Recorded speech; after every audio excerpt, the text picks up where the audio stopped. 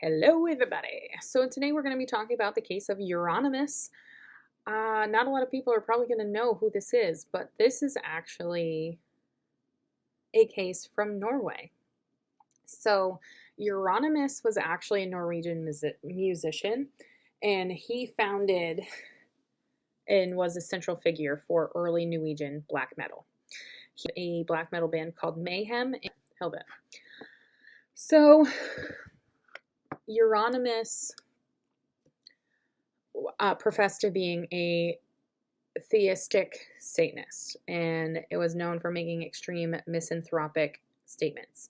He presented himself as leading a militant cult-like group that was known as the Black Metal Inner Circle, and he was killed by a fellow musician and former bandmate named Varg Vikernes. Yes, so...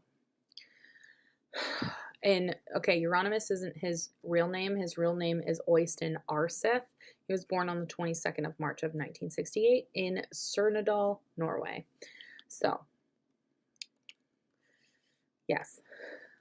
So obviously in 1984, he forms the band Mayhem with his bassist, Necro Butcher, which his name is Jorn Stuberud, and drummer Jatil Mannheim. It starts with a K. I'm going to say Jatil, though. At the time, he was going by the stage name Destructor, but then he later changed his name to Euronymous. So this derives from the demon Euronymous, which inspired the Hellhammer song of the same name. So in 1986, the summer of 1986, Euronymous, Necro Butcher, John Metallion Christensen visited a German thrash band called Assassin, and they recorded Metallion in the Park. And this is their demo under the name Checker Patrol. Metallion contributing background vocals in the title song Metallion in the Park. So in 1988, so Per Olin, or as he was known as Dead, became the main vocalist for Mayhem, and a man named John Axel Blomberg, or Hellhammer, became the drummer.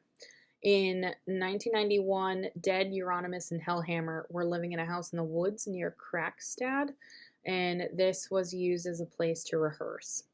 So Mayhem and Necro Butcher said that after they lived together for a while, Dead and Euronymous got on each other's nerves, which is typical, and they were not friends at the end.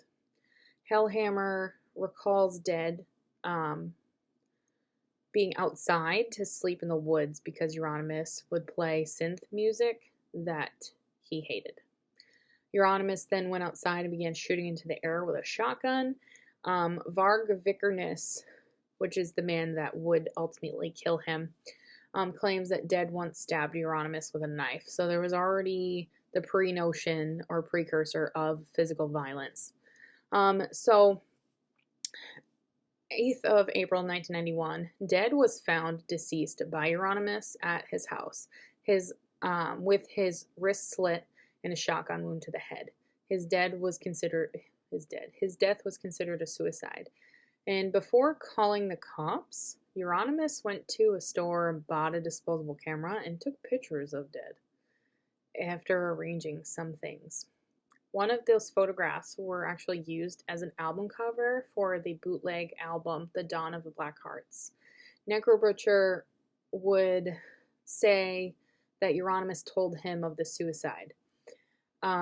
He said, Øystein called me one day, and he said, Dead has done something really cool. He killed himself. And he thought to himself, what? You've lost it for, thinking like this. And he says, what do you mean cool? And he said, relax. I got pictures. He was in shock and grief hearing this from his friend, and he was just thinking how can I gain from this? So he told him, don't even call me before you take care of those pictures, which, obviously he never did. So Euronymous used Dead's suicide to kind of foster that image, Mayhem's evil image, and claim that Dead killed himself because black metal was trendy and commercialized. So there were rumors that were spread that Euronymous made a stew with bits of Did's brain and made a necklace of his skull with bits from his skull. But none of that was true. So the band later denied the rumor of that and confirmed, but eventually it was confirmed that it was true, unfortunately. So Euronymous claimed that he gave necklaces to musicians he deemed worthy, the ones that were made from the bits of his skull, and it was confirmed by other members of the band, like Faust, his name is Bard Eithan, and Metallion. So another musician from Marduk, his name is Morgan Steinmeier Hackinson, he confirmed this and said he also owns a piece of Dead's brain matter, as well as lead from the shotgun shell, because they were gifted to him by Euronymous. Necrobutcher would speculate that the photographs and forcing others to see them was a way for Euronymous to cope with seeing his friend dead, and that Euronymous went into a fantasy world. So this suicide really marked a point at which Euronymous' direction with their music really began an obsession with all things satanic and evil. J-Till said that after the suicide, Euronymous tried to be super extreme as he talked about everything. And the suicide definitely caused a rift between Euronymous and the rest of the guys in the band, and they were disgusted by his attitude towards Dead before the suicide and his behavior afterwards. Because, would you really act that way after your friend killed themselves? I don't really think so. So Necrobutcher ended his friendship with him. So after he left, this left only 2 members of the band, and that left Euronymous and Hellhammer. So Occultus, or Stian Johansson, he was recruited as the new singer and bassist. However, this was short-lived, and he left the band after receiving a death threat from Euronymous. He is not a well-liked man. We'll just say that.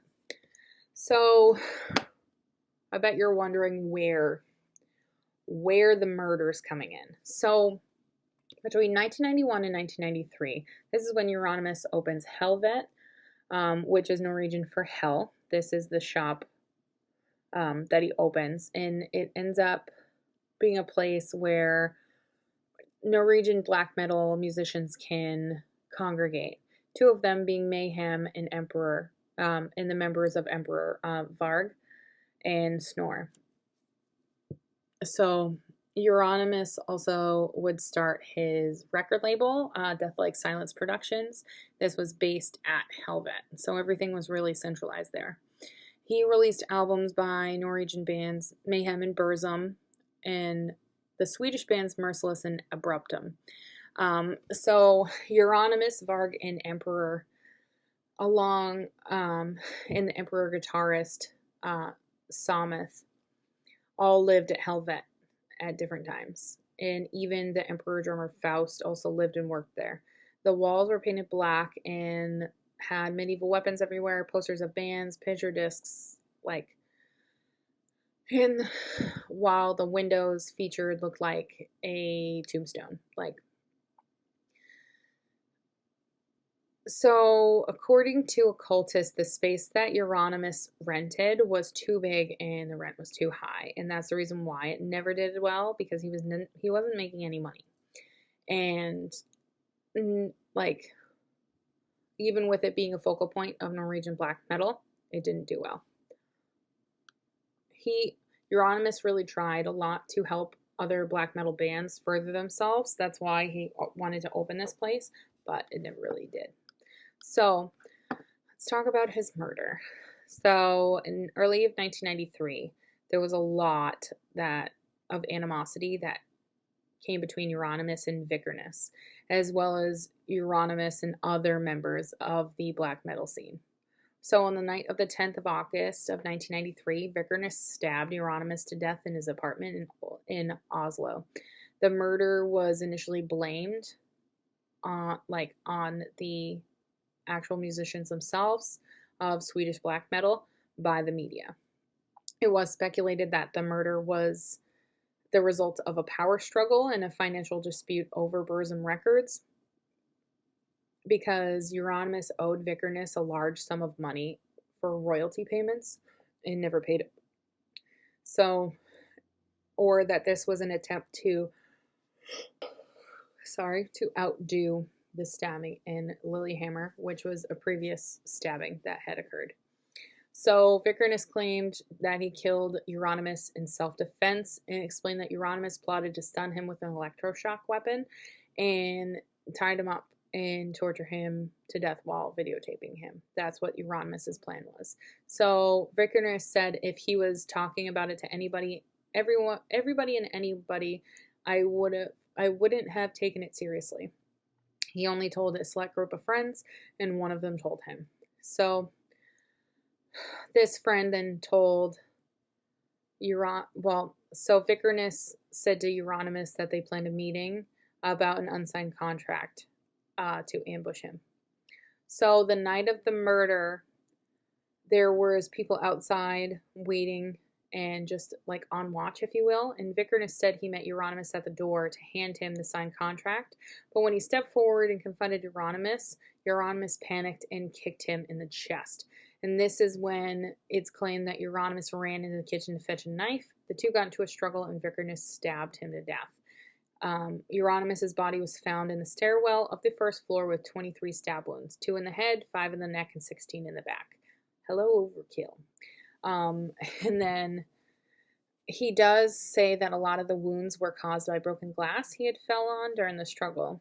And after the murder, Vickerness and his friend Blackthorn, who was waiting outside, drove back to Bergen. And they stopped at a lake on the way back to dispose of his bloodstained clothes. So 9 days later, August 19th, 1993, Vickerness was arrested in Bergen. And many of the guys at the scene were taken into custody and questioned when it came to this. The trial didn't begin until the 2nd of May of 1994. And at the trial, it was claimed that Vickerness, Blackthorn, and another friend had planned the murder. So, all in all, on the 16th of May of 1994, Vickerness was sentenced to 21 years in prison, which is the maximum penalty for murder of Euronymous, the arson of 3 churches as well, and the attempted arson of a 4th church, and the theft of a storage of 150 kilograms of explosives. Yeah. However, he only confessed to only a few of these things. So Blackthorn was also sentenced to 8 years for being an accomplice. Vickerness was released from prison in 2009 because he was on parole, So Euronymous really stays a prominent person when it comes to Norwegian black metal. If I get any of these names wrong, pronunciations, I don't mean any harm. I really don't. It's just, I live in the United States. I don't really understand their language. I'm just trying to figure it out.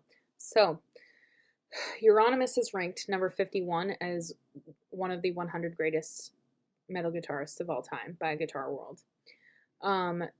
He also was played by Rory Culkin in a movie called Lords of Chaos, which is based on an eponymous book. And it's a semi-fictionalized account of mayhem, told from the perspective of Euronymous. It's actually pretty good. I recommend it. So that, my friends, is the murder of Euronymous. I know that's a kind of like a weird case because we're going to Norway today. Wow, look at that. Norway, Mexico. I'm feeling festive. So I hope you guys kind of learned something when it came to this. And this case happened during the Satanic Panic era. Hence why we're talking about Satanists. But yeah, I hope you guys enjoyed. Don't forget to hit that like button, subscribe, and turn your bell notification on all because I'm here for you all the time. Bye, guys.